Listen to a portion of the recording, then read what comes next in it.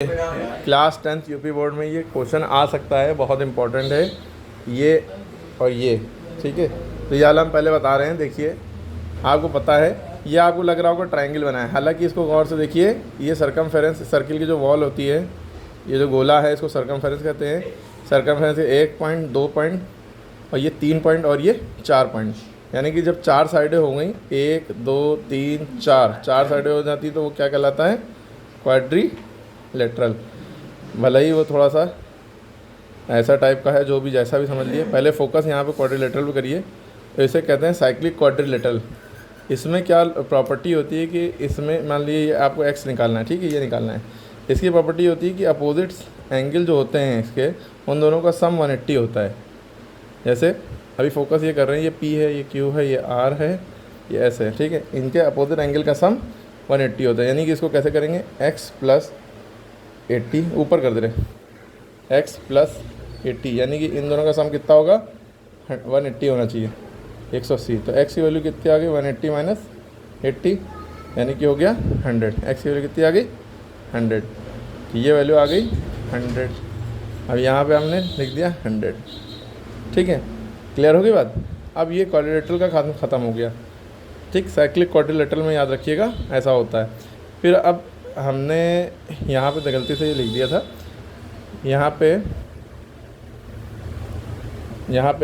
ये y है, ठीक है, इसकी वैल्यू निकालनी थी। अब देखिए, ये y लिखा है और ये 80 है। तो याद रखिए कि जो सेंट्रल एंगल होता है, इस एंगल को सेंट्रल एंगल कहते हैं, ये इस एंगल का डबल होता है। यानी कि QOS जो है एंगल, QOS ये 2 गुना होगा किसका? QPS का, QPS का। तो 2 × QPS की वैल्यू 80 है, 2 × 16 160 होगी। एंगल QOS की वैल्यू 160 डिग्री आ गई। यानी कि y की वैल्यू कितनी आ गई? यानी ये y है, QOS = y 160, यानी ये 80 है तो ये 160 होगा, समझाने के लिए। यानी इसका डबल होता है, ये दिया हो इसका आधा ये होता है।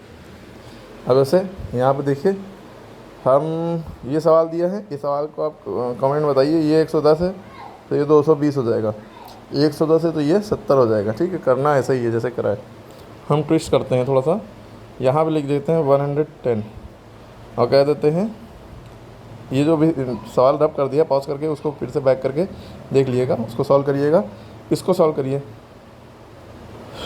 देखिए, इसको सॉल्व करने आप कहेंगे सर आपने खाली यही दिया और ये x और ये y ये दोनों निकालने हैं, आप कैसे करें? तो इसमें ये लॉजिक है भाई। आपको एक बात पता है कि ये वाला जो एंगल है, जो ऊपर वाला बना है, ये सेंट्रल एंगल का आधा होता है। सेंट्रल एंगल यानी जो सेंटर पे बना होता है एंगल, ये डबल होता है इस एंगल का। ठीक है, ये 80 था, जो 100, 80 160 हुआ। ठीक है, तो ये 110 है, ये 70 हो जाएगा ना। तो आप लिखेंगे कैसे? BAC एंगल, BAC, ये BAC जो है ये आधा होगा, 1/2 होगा किसका?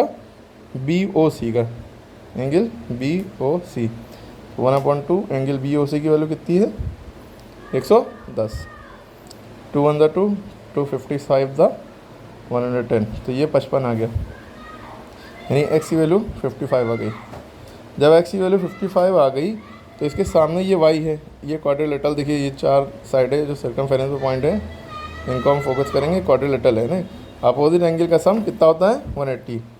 तो x + y = 180 होता है। x की वैल्यू देखिए कितनी आ गई है? 55, यानी ये वैल्यू 55 आ गई है। y की वैल्यू निकालनी है बराबर 180 डिग्री। y की वैल्यू निकालेंगे, 55 उधर जाएगा, माइनस हो जाएगा, 180 - 55, 180 में से 55 जाएगा, कितना बचेगा? कमेंट में आंसर बताइए, डिग्री लगा दिएगा। ठीक है, ओके, क्लियर हो गए दोनों सवाल? ये भी देख लिए, ये डायामीटर है और ये एक ट्रायंगल बना है, ठीक है, और यहाँ पे लिखा है 30 डिग्री। कह दिए ये बताइए ये एंगल कितने डिग्री का होगा। तो आपको एक प्रॉपर्टी याद है कि डायामीटर के ऊपर जो एंगल सेमी सर्किल, ये सेमी सर्किल है, ऐसा बना होगा। सेमी सर्किल में डायमीटर में जो एंगल ये सामने वाला होता है, ये 90 डिग्री होता है हमेशा। तो ये 30, ये 90, ये कितना बचा? ट्रायंगल के अंदर तीनों को जोड़ने पर 180 आना चाहिए ना। तो ये 90, 9 3 12, तो x = 180 - 9 3 12, यानी 120, 60 डिग्री। ठीक है, क्लियर होगी। यहाँ पे कुछ और भी लिख के आ सकता है, ठीक है, 45 वगैरह।